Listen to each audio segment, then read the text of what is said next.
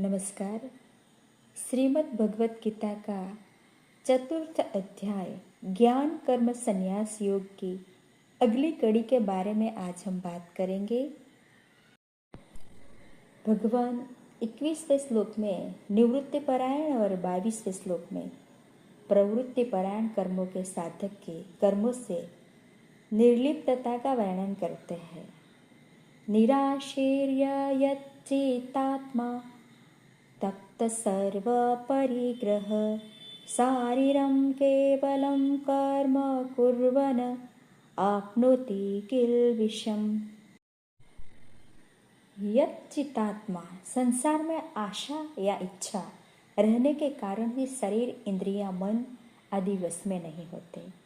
इसी श्लोक में निराशी पद से बताया है कि कर्मयोगी में आशा या इच्छा नहीं रहती, अतः उसके शरीर इंद्रियां और अंतःकरण स्वतः वश में रहते हैं। इनके वश में रहने से उसके द्वारा व्यर्थ की कोई क्रिया नहीं होती।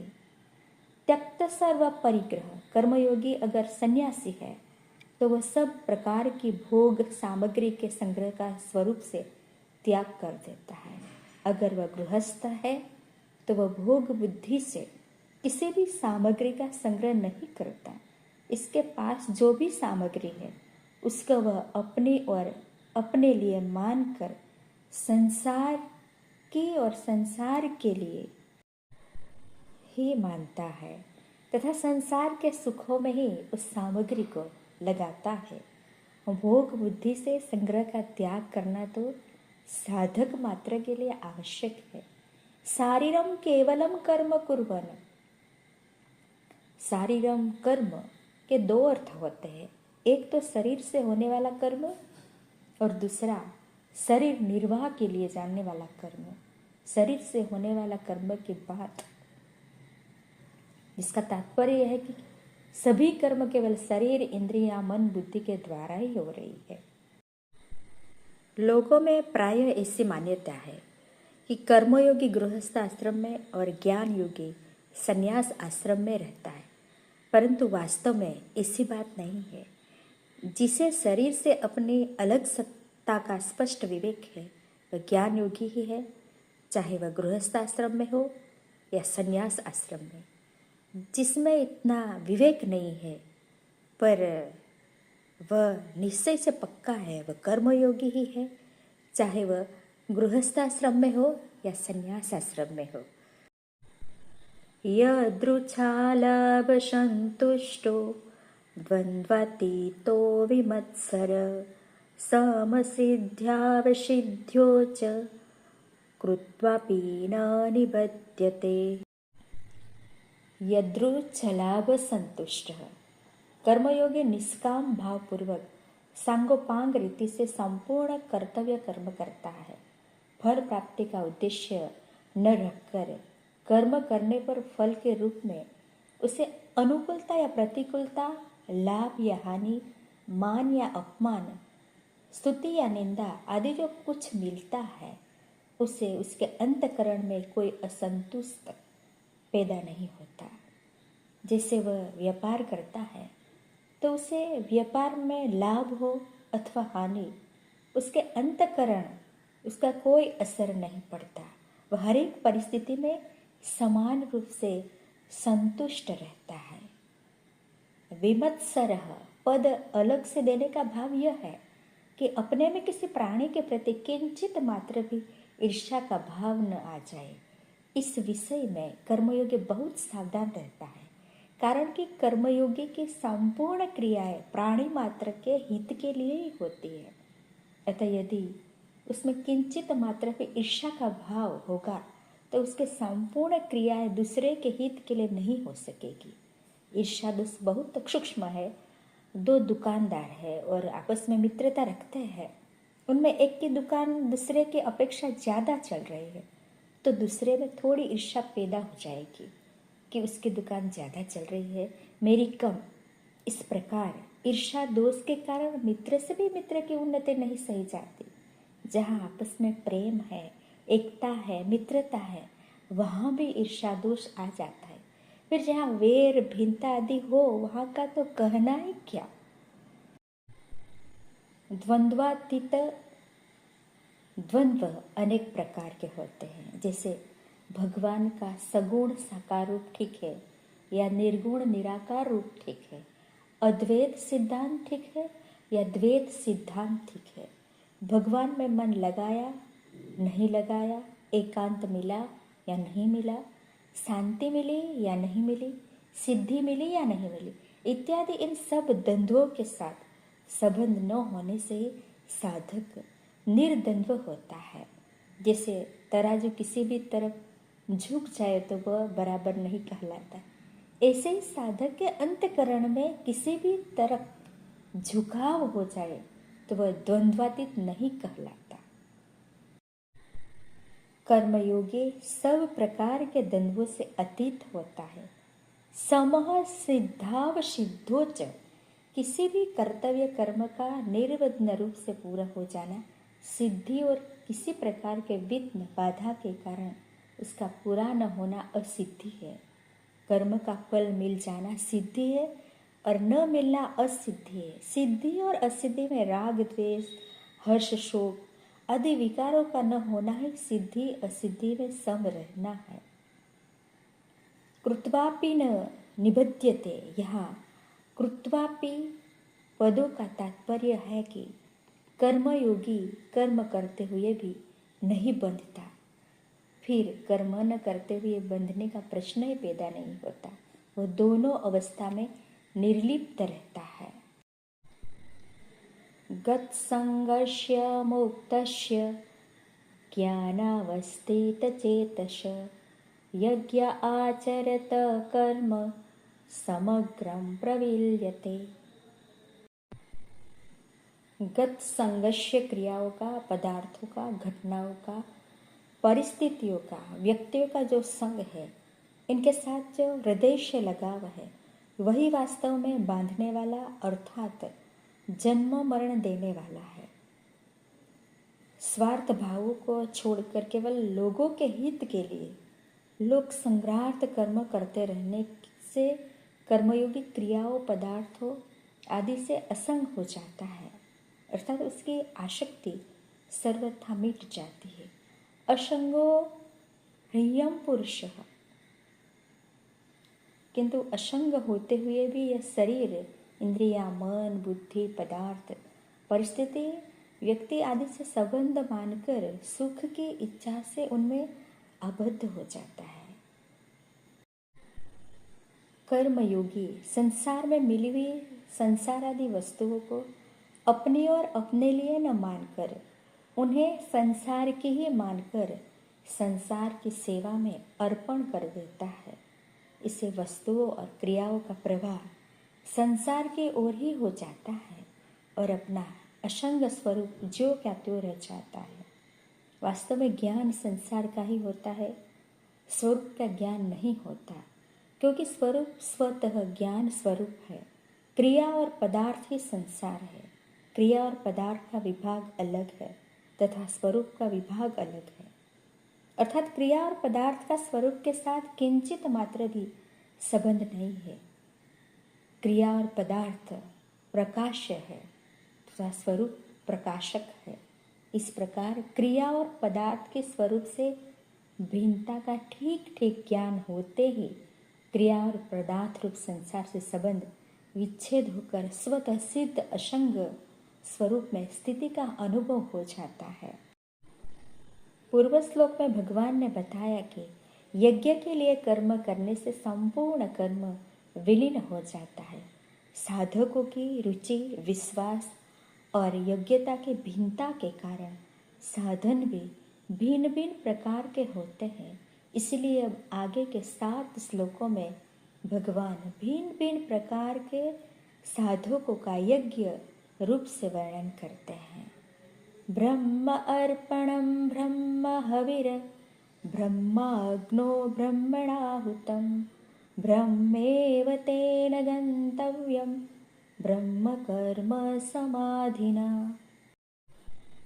यज्ञ में आहुति मुख्य होती है। वह आहुति तब पूर्ण होती है जब अग्नि रूप हो जाती है, अर्थात हव्य पदार्थ की अग्नि से अलग सत्ता ही नहीं रहे। इसी प्रकार जितने भी साधन है सब साध्य रूप हो जाते हैं, तभी ये यज्ञ होते हैं। ब्रह्म अर्पणम ब्रह्म हवे, जिस पात्र से अग्नि में आहुति दी जाती है उस श्रुक श्रुवा आदि को यहाँ अर्पणम शब्द से कहा गया है। अर्पयते अनेन इति अर्पणम, इस अर्पण को ब्रह्म ही माने। तिल, जौ, घी आदि जिन पदार्थों का हवन किया जाता है उन हव्य पदार्थ को भी ब्रह्म ही माने। ब्रह्माग्नो ब्रह्मणाहुतम, आहुति देने वाला भी ब्रह्म ही है। जिसमें आहुति दी जा रही है वह अग्नि में भी ब्रह्म ही है और आहुति देना रूप क्रिया भी ब्रह्म ही है, ऐसा माने। ब्रह्म कर्म समाधिना, जैसे हवन करने वाला पुरुष श्रुवा, हवि, अग्नि आदि सबको ब्रह्मा का ही स्वरूप मानता है, ऐसे ही जो प्रत्येक कर्मों में कर्ता, करण, कर्म और पदार्थ सबको ब्रह्म रूप ही अनुभव करता है, उस पुरुष की ब्रह्म में ही कर्म समाधि होती है। उसके लिए पूर्ण कर्म ब्रह्म रूप ही बन जाता है। ब्रह्मेव तेन गंतव्यम, ब्रह्म में ही कर्म समाधि होने से जिसके संपूर्ण कर्म ब्रह्म रूप ही बन गए हैं, उसे फल के स्वरूप निसंदेह ब्रह्म की ही प्राप्ति होती है। कारण कि उसकी दृष्टि में ब्रह्म के सिवाय और किसी की स्वतंत्र सत्ता रहती ही नहीं। प्रकृति के कार्य संसार का स्वरूप है क्रिया और पदार्थ। वास्तविक दृष्टि से देखा जाए तो प्रकृति या संसार क्रिया रूप ही है, कारण कि पदार्थ एक क्षण भी स्थिर नहीं रहता, उसमें निरंतर परिवर्तन होता रहता है। अतः वास्तव में पदार्थ परिवर्तन रूप क्रिया का पुंज ही है। संसार की 3 अवस्थाएं दिखती है, उत्पत्ति, स्थिति और प्रलय। जैसे वस्तु उत्पन्न होती है, फिर रहती है और अंत में नष्ट हो जाती है, अथवा मनुष्य जन्म लेता है, फिर रहता है और अंत में मर जाता है। इससे आगे विचार करें तो केवल उत्पत्ति और प्रलय का ही क्रम है, स्थिति वस्तुतः है ही नहीं। जैसे यदि मनुष्य की पूरी आयु 50 वर्ष की हो तो 20 वर्ष बीतने पर उसकी आयु 30 वर्ष की ही रह जाती है। इससे आगे विचार करें तो केवल प्रलय ही प्रलय है। इस प्रकार मनुष्य प्रतिक्षण ही मर रहा है, उसका जीवन प्रतिक्षण ही मृत्यु में जा रहा है। दृश्य मात्र प्रतिक्षण अदृश्य में जा रहा है। प्रलय अभाव का ही नाम है, इसलिए अभाव ही शेष रहा। अभाव की सत्ता भाव रूप ब्रह्म पर ही टिकी है। देवं मापरे यज्ञं योगिन पर्युपासते, ब्रह्माग्ने वापरे यज्ञं यज्ञं नेवोपजुह्यति। देवं मे वापरे यज्ञं योगिन पर्युपासते। भगवान ने सर्वत्र ब्रह्म दर्शन रूप यज्ञ करने वाले साधक का वर्णन किया। यहाँ भगवान अपरे पद से उससे भिन्न प्रकार के यज्ञ करने वाले साधकों का वर्णन करते हैं। यहाँ योगिन पद यज्ञार्थ कर्म करने वाले निष्काम साधक के लिए आया है। संपूर्ण क्रियाओं तथा पदार्थों को अपना और अपने लिए न मानकर उन्हें केवल भगवान का और भगवान के लिए ही मानना है। देव यज्ञ अर्थात भगवत पर्ण यज्ञ है। भगवान देवों के भी देव है, इसलिए सब कुछ उनके अर्पण कर देने का ही यहाँ देव यज्ञ कहा गया है। ब्रह्म अग्ने परे यज्ञम यज्ञेनेव उपजुह्यति। इस श्लोक में पूर्वार्ध में बताया गया है देव यज्ञ से भिन्न दूसरे यज्ञ का वर्णन करने के लिए यहाँ अपरे पद आता है। चेतन का जड़ से तादात्म्य होने के कारण ही उसे जीवात्मा कहते हैं। विवेक विचार पूर्वक जड़ से सर्वथा विमुख होकर परमात्मा में लीन हो जाने का यहाँ यज्ञ कहा गया है।